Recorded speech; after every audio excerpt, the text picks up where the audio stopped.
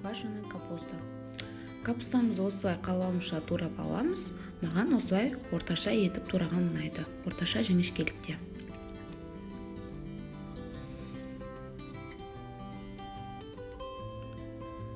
Тураған капустамызды ыдысқа салып аламыз.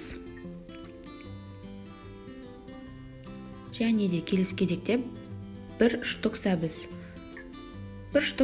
теркадан өткізіп аламыз. Және капустамызға қосамыз. Мықтылап, қатты араластырып тұрып, мыжғылап жібереміз.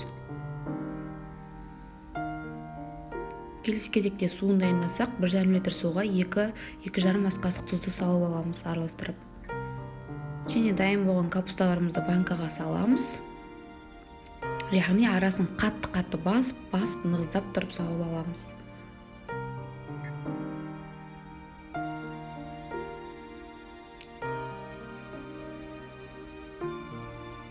Толық салып болған соң, осылай 1 ас қасық уксус құямыз.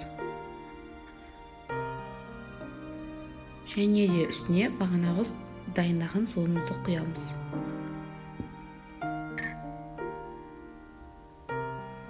Құйып болды, крышкамен жабамыз және 36-40 сағатқа қойып қоямыз.